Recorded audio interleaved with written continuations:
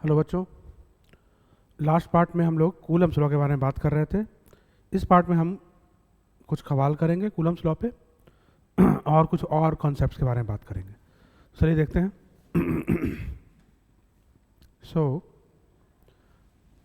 यहाँ पे हम लोगों ने लास्ट लेक्चर को ख़त्म किया था, लास्ट पार्ट को ख़त्म किया था।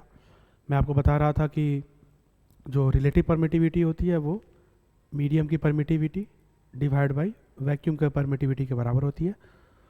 और ये रिलेटिव परमिटिविटी जो हम लोग निकाल रहे हैं, ये रिलेटिव परमिटिविटी इसे डाइलेक्ट्रिक कांस्टेंट के नाम से भी जाना जाता है। मैं आपको बताना चाह रहा था, मैंने आपको पूछा भी था आपसे कि इस टर्म डाइलेक्ट्रिक कांस्टेंट का डायमेंशनल फार्मूला क्या होगा। तो कुछ इंपॉर्टेंट टर्म्स हम लोग यहाँ पे डिस्कस कर सकते हैं। जैसे हमारे पास एक फार्मूला आया था F इक्वल टू, जाहिर सी बात है मैं मैग्नीट्यूड की बात कर रहा हूँ, K modulus of Q1 Q2 by r square. अगर K के डायमेंशनल फार्मूला की अगर बात की जाए तो ये होगा F, इसको इधर ले आए तो are square divided by Q1 Q2 का डायमेंशनल फार्मूला, और F का डायमेंशनल फार्मूला होता है ml t का पावर -2। R के लिए L का स्क्वायर लिख सकते हैं। Q इंटू Q का डायमेंशनल फार्मूला होता है A into T, so A into T और A इंटू टी। सोल्व करेंगे तो आपको K का डायमेंशनल फार्मूला मिल जाएगा। याद रखना ये K डाइलेक्ट्रिक कांस्टेंट वाला K नहीं है,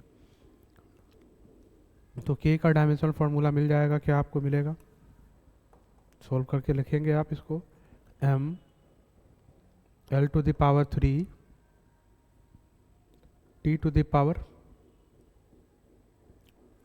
-4 और a to the power -2। Check कर लेंगे इसको, m l cube t to the power -4 a to the power -2। उसी तरह से अगर k का डायमेंशनल फार्मूला आपको पता है, मैं ये बोल रहा हूँ ये डाइलेक्ट्रिक कांस्टेंट वाला k नहीं है। डाइलेक्ट्रिक कांस्टेंट यानी कि रिलेटिव परमिटिविटी, इसका कोई यूनिट नहीं, नो यूनिट, नो डायमेंशन। ठीक है, इतनी बात होनी चाहिए। चलिए आगे की बात करते हैं। How does the force between two charges change if, कैसे फोर्स दो चार्जेज के बीच का चेंज करेगा अगर दोनों के बीच कंडीशन डबल कर दिया। आपको पता है फोर्स जो है inversely proportional to r square था। डिस्टेंस को दुगना कर दोगे, डिस्टेंस दुगना मतलब आर को दुगना कर दोगे तो आर का दुगना 2r यानी 2r, आर का दुगना 2r, 2r का स्क्वायर मतलब 4r स्क्वायर। तो आर को अगर 2 टाइम्स कर दोगे तो आर स्क्वायर क्या हो जाएगा, आर स्क्वायर की जगह पर हमें लिखना पड़ेगा 2r का होल स्क्वायर, तो वो हो जाएगा 4r स्क्वायर होगा ना। आर की जगह पर 2r लिखोगे तो पहले था r का स्क्वायर, अब हो गया 2r का स्क्वायर, तो 2r का स्क्वायर मतलब 2r इंटू 2r मतलब 4r स्क्वायर। तो पहले फोर्स आर स्क्वायर के इनवर्सली प्रोपोर्शनल था, अब यानी कि फोर्स पहले आर स्क्वायर पर डिपेंड कर रहा है, 4r स्क्वायर पर डिपेंड कर रहा है। इसका सीधा मतलब है कि पहले अगर फोर्स को हम Q1 Q2 by r square लिख रहे थे, तो अगर डिस्टेंस को दुगना कर दिया है तो नया फोर्स जो हो जाएगा वो हो जाएगा Q1 Q2 divide by 4r square. कितना टाइम्स हो गया, 1/4 टाइम्स, मतलब डिस्टेंस को डबल कर दिया तो फोर्स जो हो जाएगा वो 1/4 टाइम्स हो जाएगा।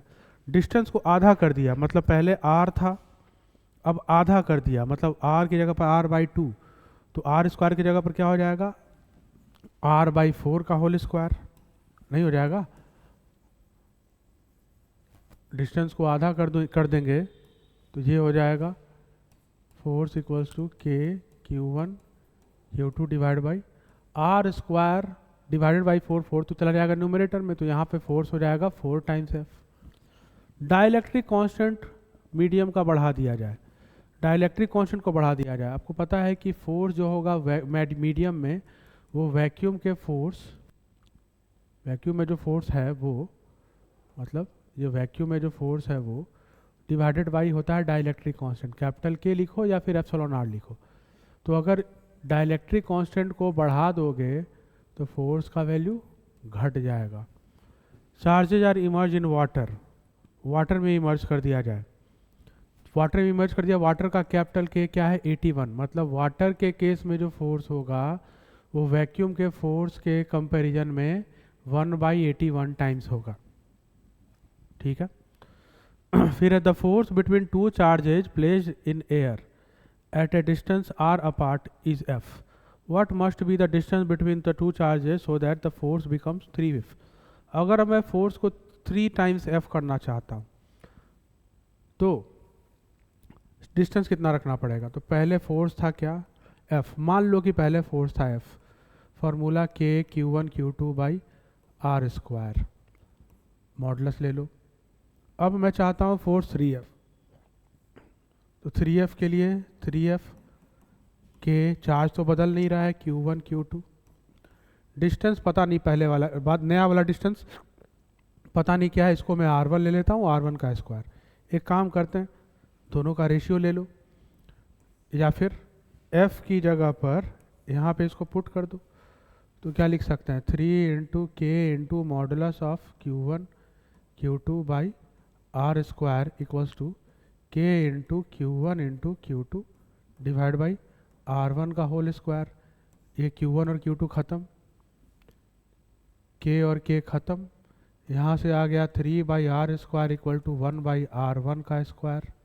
इसको और सोल्व करेंगे तो क्रॉस मल्टीप्लिकेशन करने पर 3r1 square equal to r square, r1 square equal to r square by 3, इसका मतलब r1 equal to r divided by √3। ठीक है। उसी तरह से आप इसे ट्राई करेंगे, है ना, इसे ट्राई करेंगे आप खुद से और कमेंट में आप इसका जवाब लिखेंगे। तरीका ये बिल्कुल यही है, यहाँ पे r है, इस केस में f, इस केस में यहाँ पर f/3 हो जाएगा, प्रोसेस वही है। तीसरा सवाल है what is the force between two small charged spheres having charges this and this. देखो यहाँ पे -7 चार्ज यहाँ पे है, पावर में -7 यहाँ पे। अब देखो दो स्फीयर्स हैं, ठीक है, इस पर कुछ चार्ज है, इस पे चार्ज कितना है 2 इंटू 10 टू द पावर -7, इस पे भी इस पे चार्ज कितना है 3 इंटू 10 टू द पावर -7। दोनों के बीच का गैप दिया हुआ है 30 सेंटीमीटर। दोनों के बीच का फोर्स निकालना है। कैसे फोर्स निकालोगे? फॉर्मूला पता है, निकल सकता है।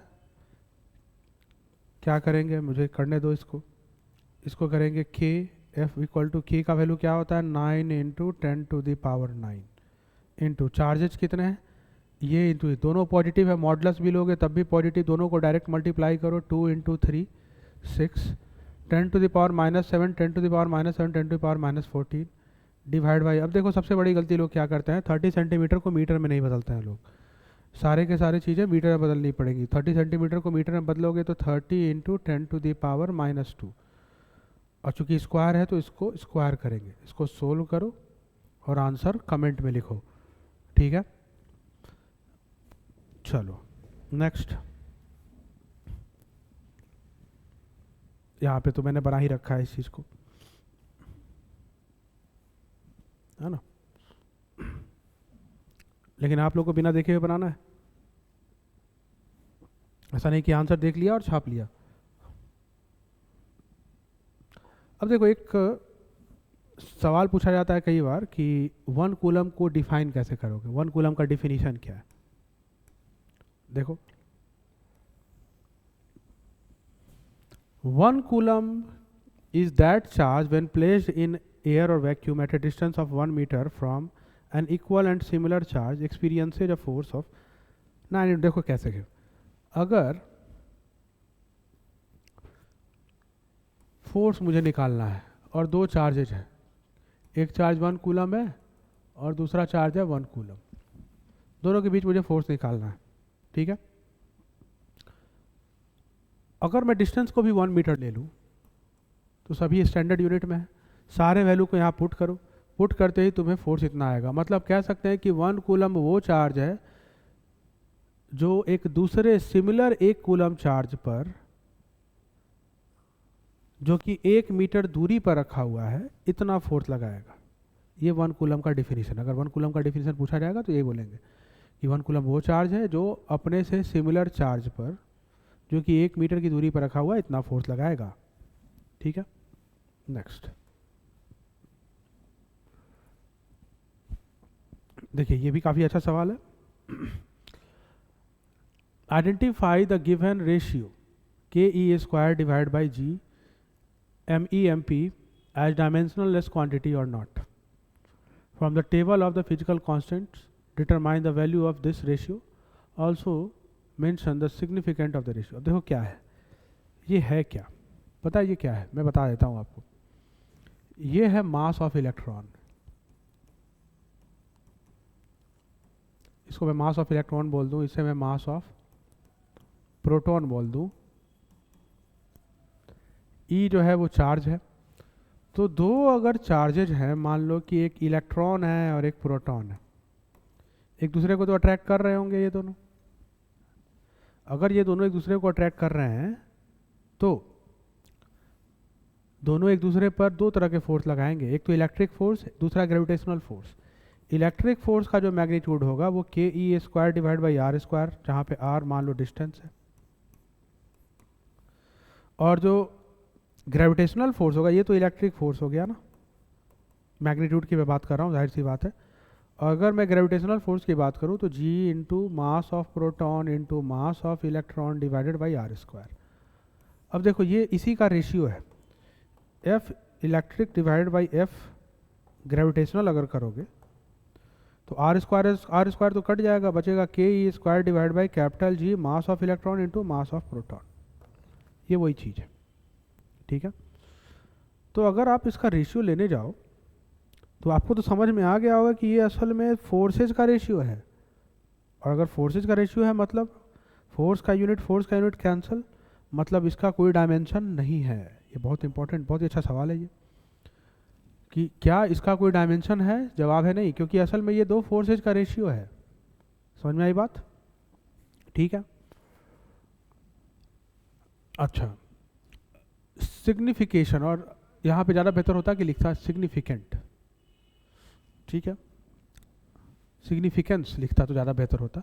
सिग्निफिकेशन ऑफ दिस रेशियो, ये रेशियो, इस रेशियो का सिग्निफिकेशन क्या है। अब देखो, अगर मैं इस रेशियो के सिग्निफिकेशन की अगर मैं बात करूं तो ये रेशियो है इलेक्ट्रिक फोर्स और ग्रेविटेशनल फोर्स का रेशियो। अब तुम खुद से देखो, मास of electron mass of proton, कितनी छोटी क्वांटिटी है ये, है ना। अगर मैं इसके रेशियो की मैं बात करूं अगर, तो मैं वैल्यूज पुट करूं तो k का जो वैल्यू होता है वो 10 टू द पावर 9 के ऑर्डर का होता है। इलेक्ट्रॉन का जो चार्ज है वो 10 टू द पावर -19 के ऑर्डर का होता है, उसका भी स्क्वायर, मतलब 10 टू द पावर -19 एक और। जी का जो ऑर्डर होता है वो 10 टू द पावर -11 का होता है। इलेक्ट्रॉन के मास का ऑर्डर होता है 10 टू द पावर -31, और प्रोटॉन के मास का ऑर्डर होता है 10 टू द पावर -27। इसे आप सोल्व करोगे तो आपको समझ में आएगा। सोल्व करके क्या आएगा बताओ, सोल्व करो, क्या हो जाएगा। ये हो जाएगा 10 टू द पावर 19 38 में से 9 गया, -29 होल डिवाइड बाई, यहाँ पे बताओ 9 10 टू द पावर -69, ठीक है। सोल्व करो इसको, और सोल्व करने पर जो ऑर्डर आएगा वही बताएगा कि कौन सा फोर्स ज़्यादा है। ये देख करके आपको पता चल रहा होगा कि ये 10 टू द पावर 40 के ऑर्डर का आसपास है ना। यानी कि इलेक्ट्रिक फोर्स काफ़ी ज़्यादा बड़ा फोर्स है। इससे तो यही पता चल रहा है, यही साबित हो रहा है इससे तो, है ना, इससे तो यही साबित हो रहा है।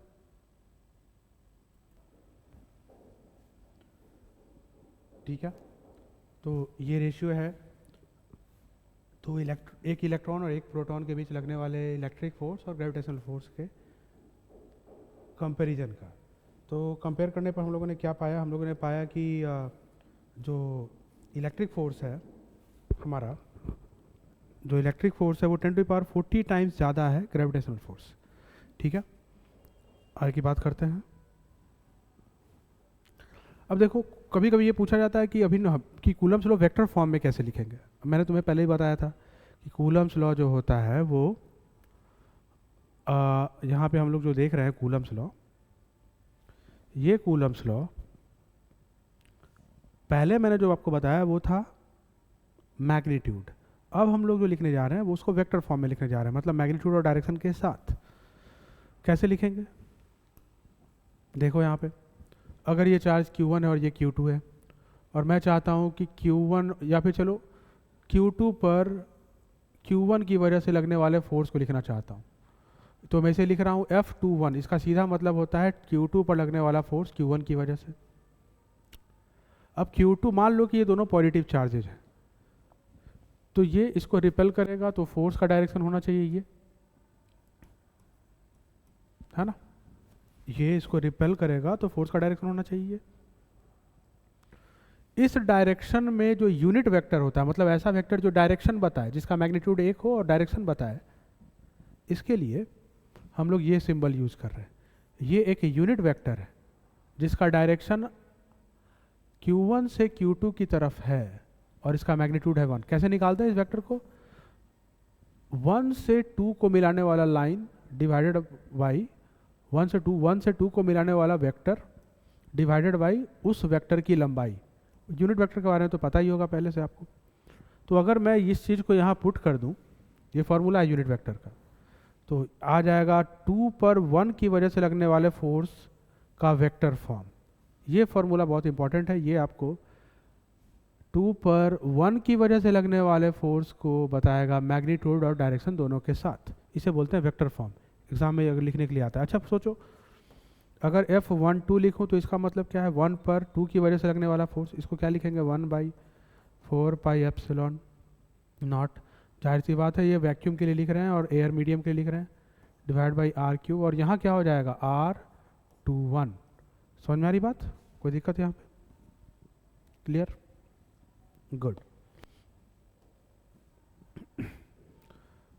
चलो अब ये तो समझ में आ गया। कहीं कहीं जानते हो क्या पूछता है, कहीं कहीं पूछता है कि Q1 Q2 पर अगर 10 न्यूटन फोर्स लगा रहा है, Q1 Q2 पर अगर 10 न्यूटन फोर्स लगा रहा है तो Q2 Q1 पर कितना लगाएगा।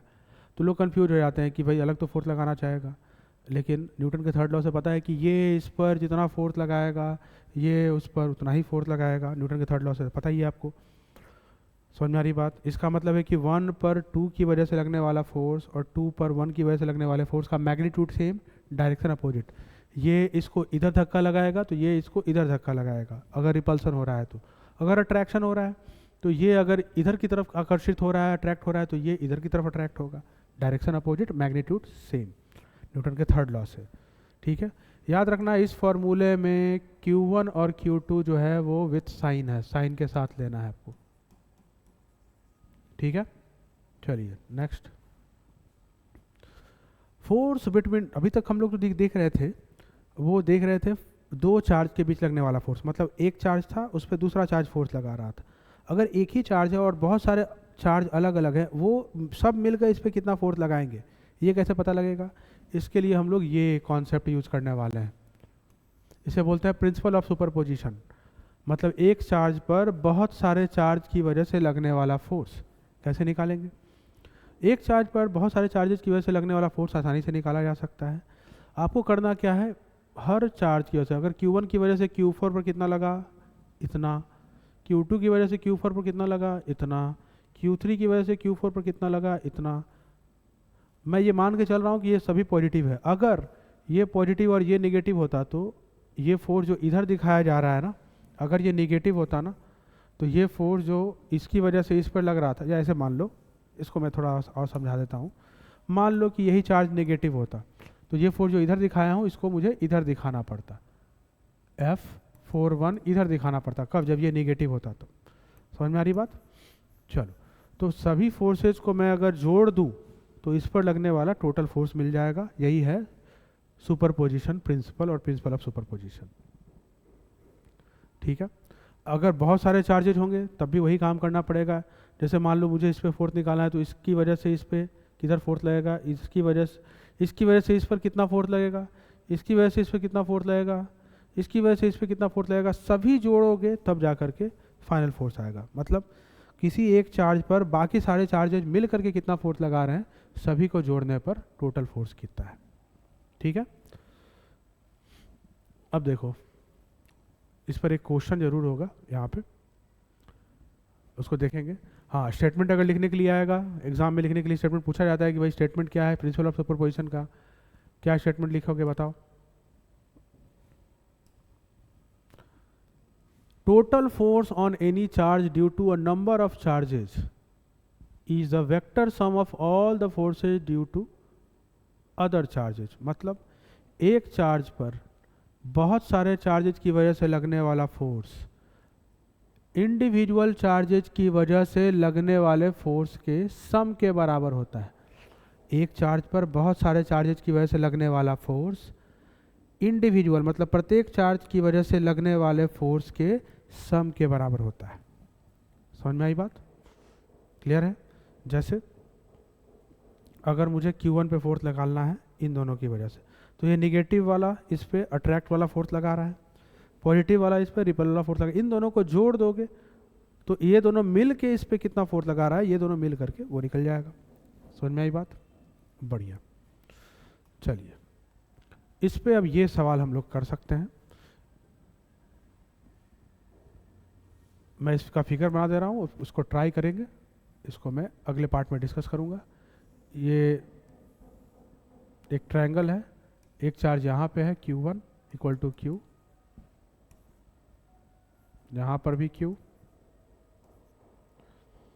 और यहाँ पर भी Q। यहाँ पे कैपिटल Q चार्ज रखा हुआ है इसके मीडियन पे, सेंटर पे, सेंट्रॉइड पे। इस Q चार्ज पर इन सभी चार्जेज की वजह से लगने वाला फोर्स हमें निकालना है। तो पहले इन दोनों चार्जेस की वजह से लगने वाला फोर्स निकालते हैं और उसके बाद इसकी वजह से लगने वाला फोर्स निकालेंगे, काम हो जाएगा। ठीक है, इसको ट्राई कीजिए, अगले पार्ट में मैं इसको डिस्कस करूँगा।